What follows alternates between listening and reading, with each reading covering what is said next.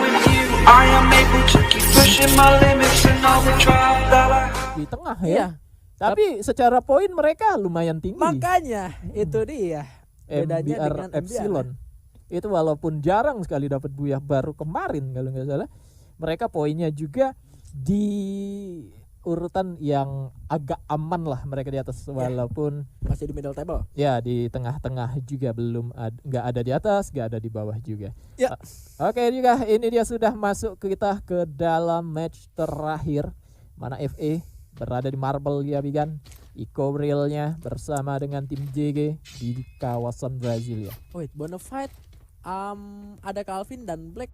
Dua orang sisanya ada di Brasilia rupanya, dan kali ini Gabriel tidak dengan gua seperti biasa, kecuali kalau misalkan mereka mau fight benar-benar bersama tim DG tapi di area Zoom Esports. Ada First Rider. Oh yap, di sana Ada satu Otang player. juga sudah terjatuh oleh seorang Y dan benar-benar harus melakukan fight early karena turun di tempat yang sama. North juga berhasil untuk ditumbangkan. Wow. Oh my god dari Zoom sisa seorang Putra sendirian dengan Macio-nya. Putra. Oke, berhasil tumbangkan Aduh, Putra. Macio dari seorang Putra. Berhasil untuk menyelamatkan Zoom Esports dan menyisakan 7 health point saja. 7 HP untuk 2 player. Dia menggunakan senjata apa Bikan kau sebutnya Maklo ya? Aku Macio. sebutnya Macio karena Macio. emang tulisannya MAC 10 kan. Iya, dengan menggunakan senjata MAC 10 7 HP untuk 2 player. Memang ya, ini war early, belum tentu player musuhnya pakai vest, pakai helm gitu. Dan mungkin dari attachment senjatanya seorang Rasya harus terjatuh. Pasang Luol pun masih belum mampu mencegah kendaraan dari seorang Black tidak menabrak dia. Aduh, bener. Dia udah pasang Luol pun ternyata masih ketabrak. Ini yang ngendarain bukan kaleng-kaleng. Black itu sang pembalap, bro. Ya, Langsung bener-bener kayak dia ketabraknya tuh nggak ke belakang adanya. iya dia mentalnya ke depan, Mentalnya agak ke depan. agak ngeban. Pernah nggak main biliar istilah ngeban? Bantol. Iya, iya. Nah itu. Aduh, kepantul jadi ke depan. Jadi mobilnya tetap ke depan tapi dia jadi ke belakang mobilnya. Iya. Memang di realita sebenarnya seperti itu sih. Iya. Oke, tapi ya rasanya masih bisa dikembalikan lagi lah. Ya baru saja dihidupkan. Jangan sampai ketabrak lagi ya Rasya ya. Ya bakalan ditabrak nih oleh teman-temannya Rasya, di mana seorang Zack sudah berada di kiri. Ada pergerakan juga Zoom tadi menghidupkan satu player yang sudah tereliminasi. Tapi Black terlalu lama dia bertahan di tempat ini, dia tidak paham betul apakah ada player. Rasyanya sudah ngedrop, Zacknya sudah terlihat, sudah disadari juga di sini mana damage dilakukan oleh seorang Black. Rasya datang dengan menggunakan pistol agaikan polisi India, tapi Zack berhasil dijatuhkan oleh seorang Black. Rasyanya coba untuk lootingan sebelumnya tadi. 1887 sudah ada di tangan Black di depan sana, sedikit agak ketar-ketir, tapi tenang, ada backupan mungkin bakalan datang dari seorang Zack yang sudah berhasil di ending begitu saja. Black tarik mundur ke bagian belakang dulu, coba untuk menggulung tangannya, tapi sebelah kiri pun berhasil mendapatkan headshot, namun dia kalah warnya dan menggunakan MP5-nya seorang Mans. Untungnya datang tadi. Iya ya, setuju. Terlalu lama Black menahan sendirian di arah sana, padahal gue ngeliat juga vehicle-nya juga nggak hancur dan posisi dari teman-temannya juga jauh. Kalau gue ngeliat dari Evo Immortal sekalipun mereka berjauhan, tapi komunikasi mereka jalan dan mereka juga dibilang jauh-jauh banget juga enggak gitu loh. Dibilang jauh-jauh banget karena masih bisa di follow up yang mungkin jadi indikator ini temen gue jauh atau enggak itu loh. Datangnya si Mans juga ke sana cepat gitu loh, meskipun tadi Jacknya malah mati juga pada akhirnya sama si Black. Tapi ya dengan matinya Black pun nambah pun di point kill untuk Evo Immortal, meskipun Blacknya juga berhasil buat survive kembali. Ya, berhasil dihidupkan baru saja tadi. Dan sebelumnya tadi Black itu ya setelah nabrak Rasya kan sendirian awalnya di sini. Kemudian player-player dari tim Evo Immortal salah satunya ya menuju ke arah kompon coklat terus ngidupin di situ. Padahal dia tahu masih ada orang lain di sini. Mungkin itu yang ngebuat si Blacknya tetap stay di sana karena dia mungkin dengar step, oh ada orang nih sini nih. Dengar step siapa ya tadi ya, Mans.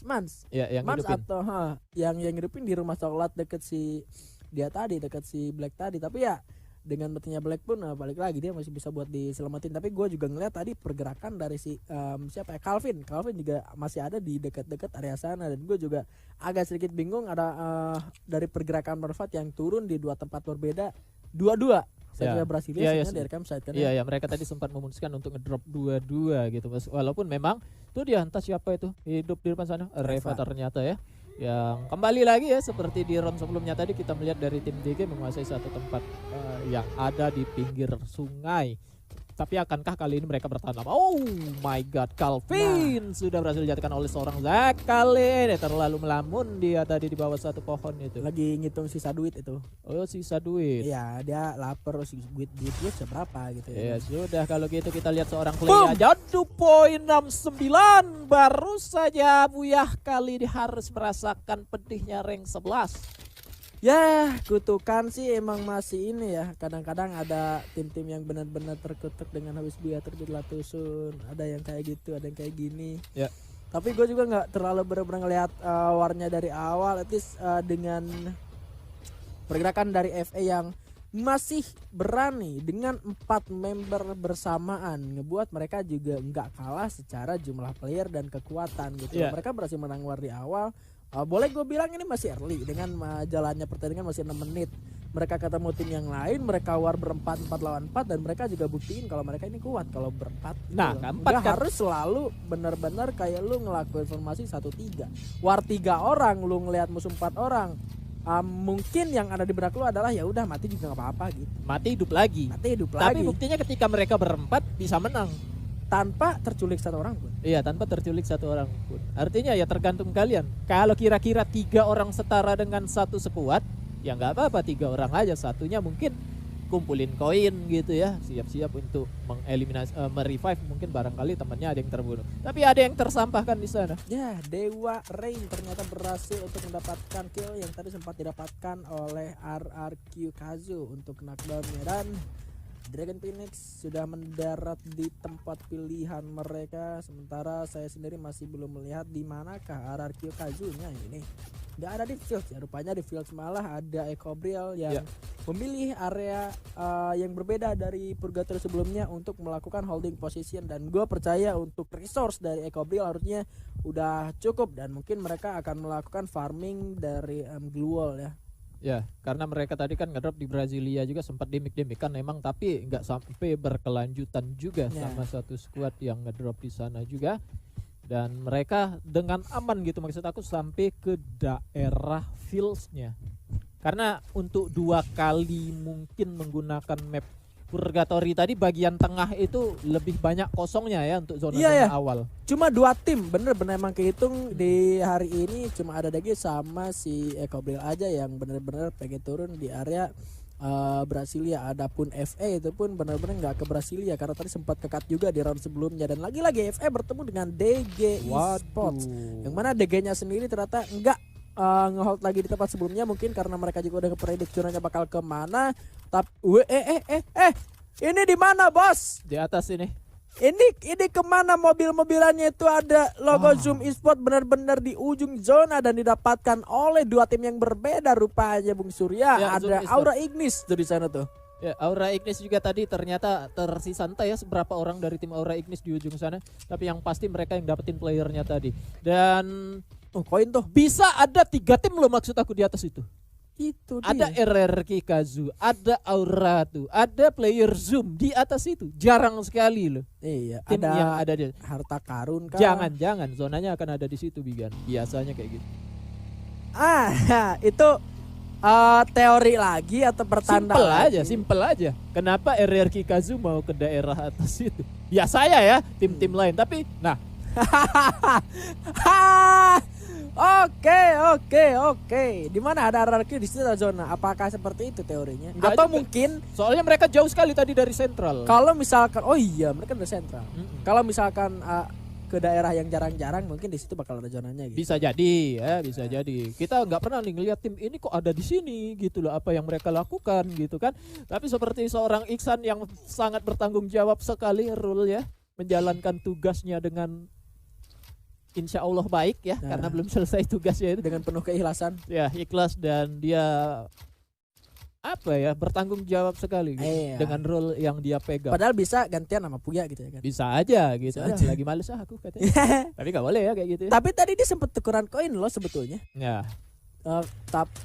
dan gak make koinnya buat nge-revive. Ya mungkin untuk temennya yang barangkali bakalan membutuhkan kayak armor karena baru turun di zona kedua, tim masih banyak, player masih banyak, mau ngeluting di mana? Opsi ya. Ya opsi. Kalau bisa kita menggunakan revival spot, Menghemat koin. menghemat koin. Apalagi areanya di luar zona juga aman gitu ya. Kan belum Yoi. lagi Isan pakai karakter yang bisa nambah health point ketika berada di kendaraan. Dia pakai Notora ya. Jadinya lebih oke lah buat nge-revive di luar zona. Dan seharusnya cukup aman mungkin untuk melakukan reviving untuk tim dari FE itu sendiri. Zonanya sudah akan segera menyusut dan gua ngelihat harusnya Eko ada di udah masuk ya dia. Dia udah punya vehicle kah buat masuk ke dalam zona selanjutnya? Ada Bonafide juga di atas sana Bigan, di mana Dewa kali ini sama-sama dengan tim Bonafide bakalan turun diladenin oleh seorang Black. Oke. Pegang aja dulu di sini shotgunnya. Ada seorang Black bersembunyi balik satu pohon. Sebenarnya kalau mau melakukan war ini sudah di down circle, cuma jangan terlalu lama untuk nge-trigger tim lain datang ke sini. Ya, sebuah headshot dari seorang Black, one shot pepeng shoot diberikan ke seorang Rain, langsung naik mobil. Waduh. Langsung bakal nabrak dualnya, bakal nge-end, tapi Kelvin juga berhasil tumbangkan. Coba ditekan dulu shotgunnya. Black berhasil lagi mendapatkan knockdown-nya kembali. Ada Mader juga di sana. Melamun tidak melakukan banyak hal karena sudah dikurung oleh tim Bonafide yang benar-benar komit turun di open field untuk siap melakukan war. Dan kalau aku ngelihatnya tadi memang Bonafide itu baru sadar juga nih ada tim baru masuk ke dalam zona, tapi respon cepat, mereka tanpa pikir lagi langsung turun, udah. Karena mereka sedang berempat. Ya nggak sih? empat-empatnya di sini semua. Tapi kalau misalkan dia mau pilih opsi lain pun masih oke aja, kayak dia lagi naik mobil ya udah kita lewatin aja. Penting mungkin mereka tadi sebelum gerak itu ada tujuan, kita ambil tempat ini yuk, mungkin seperti di jalan ada tim lain, udah hajar aja. Dan mereka komitmen empat-empatnya gitu. PD menang war gitu ya. Ya, PD menang war empat-empatnya. Nah, mungkin mereka tadi mau ke tempat ini bisa jadi, tapi di jalan ada tim lain, sudah hajar aja dulu. Dan empat-empatnya berpikir hal yang sama, untungnya menang. Mungkin yang jadi pertimbangan mereka juga mereka ngerasa mudah menang secara grounding lah ya. Ya.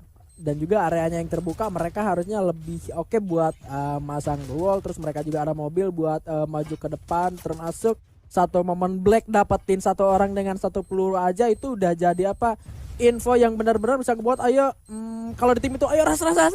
Ya. Udah langsung jadi komit semuanya. Di arah lain ternyata Ignis sedang bertempur bersama dengan tim DG, tapi Kenzie berhasil dapatkan. Ada ledakan yang diberikan oleh seorang Mgat yang sangat-sangat membahayakan tim DG Esports. Mgat juga harus ditumbangkan, tapi ada perputaran dari satu player tim DG yang benar-benar menyulitkan seorang Adrian yang sampai akhirnya aura Ignisnya rata oleh tim DG Esports. Ya, setelah tadi lempar-lemparan granat mereka di satu tempat ini ternyata harus dimenangkan oleh tim DG juga. Walaupun memang tim DG tadi sebenarnya mereka sudah terjatuh beberapa player juga. Sebenarnya player dari tim Aura Ignis juga itu sudah terjatuh.